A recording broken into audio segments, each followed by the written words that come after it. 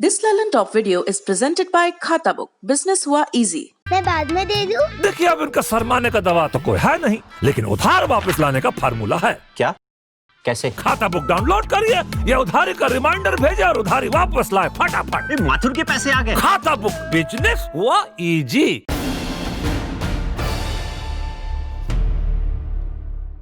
बिहार चुनाव में एनडीए को बहुमत के बाद जो सवाल सबसे ज्यादा हवा में तैर रहा है वो ये है कि सीएम की कुर्सी पर नीतीश कुमार ही बैठेंगे या बीजेपी ऐन वक्त पर किसी और को गद्दी सौंप सकती है।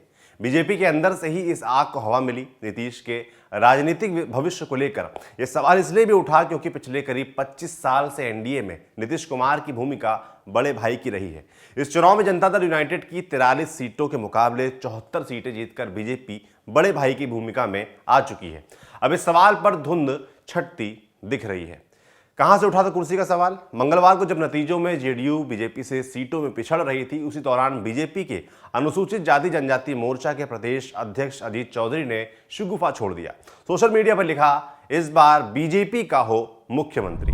खैर, जब चुनाव के नतीजे स्पष्ट हो गए तो केंद्रीय मंत्री अश्विनी चौबे ने नया दांव चल दिया। उन्होंने कहा कि नीतीश कुमार किसी भी नंबर पर बैटिंग कर सकते हैं, चाहे यहां या वहां। अगर वो चाहेंगे तो केंद्रीय नेतृत्व उनके केंद्र में आने पर फैसला करेगा।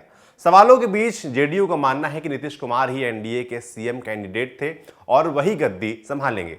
पार्टी प्रवक्ता अजय आलोक हो या सीनियर नेता केसी त्यागी, सभी नीतीश कुमार की दावेदारी को सही ठहरा रहे हैं। केसी त्यागी ने बुधवार को कहा, नीतीश कुमार दीपावली के बाद बिहार के सीएम पद की शपथ ले सकते हैं। अब बात करते हैं चिराग पासवान की। चिराग पासवान ने अपना पूरा इलेक्शन कैंपेन ही नीतीश कुमार के खिलाफ रखा। ऐसे में ये माना जा रहा है कि वो नीतीश को सीएम बनाए जाने के खिलाफ कड़ा रुख रखेंगे। हालांकि महज एक सीट हासिल करने के बाद अब वो कुछ नरम पड़ते नजर आ रहे हैं। बुधवार को पत्रकारों से बात करते हुए उन्होंने कहा, मेरा लक्ष्य यही था कि नीतीश कुमार मुख्यमंत्री ना बने, लेकिन जनादेश का सम्मान करेंगे। अब बीजेपी और जेडीयू को देखना है कि वो किसे मुख्यमंत्री बनाते हैं। नीतीश कुमार के खिलाफ जांच करवानी चाहिए। मेरे पास उतनी ताकत होती तो मैं जरूर करता। अब मैं विपक्ष की भूमिका में रहूंगा। केंद्र के हमारे गठबंधन पर बिहार चुनाव का कोई असर नहीं होगा। बीजेपी नेता कैलाश विजयवर्गीय से जब मंगलवार को चुनावी रुझानों के बीच एक टीवी पत्रकार ने पूछा कि अगला सीएम क्या नीतीश कुमार ही होंगे, तो उन्होंने कहा था कि शाम को मीटिंग के बाद ही ये बात पता चल पाएगी। इससे कयासों का दौर शुरू हुआ। हालांकि बीजेपी के बड़े नेता नीतीश से किया हुआ वादा याद दिला रहे हैं। बीजेपी नेता और डिप्टी सीएम, बिहार के डिप्टी सीएम सुशील मोदी ने कहा, हमने जैसा वादा किया था उसके अनुसार नीतीश जी हमारे मुख्यमंत्री होंगे। इस बात में कोई कंफ्यूजन ही नहीं है। एक चुनाव में कोई जीतता है, कोई हारता है, हम बराबरी के पार्टनर हैं। बिहार बीजेपी यूनिट के प्रेसिडेंट संजय जायसवाल ने भी नीतीश कुमार को सीएम बनाए जाने की बात को दोहराया है। इंडियन एक्सप्रेस अखबार से उन्होंने कहा, हमारे शीर्ष नेता पहले ही नीतीश कुमार को चीफ मिनिस्टर घोषित कर चुके हैं।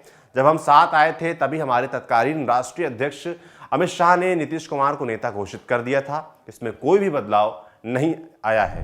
महाराष्ट्र के पूर्व मुख्यमंत्री और बिहार में विधानसभा चुनाव के प्रभारी रहे देवेंद्र फडणवीस ने भी नीतीश कुमार को मुख्यमंत्री बनाए जाने की बात कही है। वो बोले, हर पार्टी चाहती है कि उसका मुख्यमंत्री बने, मगर अभी इस पर बयान देने से बेमतलब का विवाद खड़ा होगा। नीतीश कुमार के मुख्यमंत्री नहीं बनने का कोई सवाल ही पैदा नहीं होता है। हिंदुस्तानी अवाम मोर्चा के मुखिया जीतन राम मांझी ने भी नीतीश कुमार को सीएम बनाए जाने की पुरजोर हिमायत की है। उनका कहना है, एनडीए ने नीतीश कुमार के नेतृत्व में ही चुनाव लड़ा है। बीजेपी के बड़े नेता भी पहले ही नीतीश कुमार के नाम पर सहमति जता चुके हैं।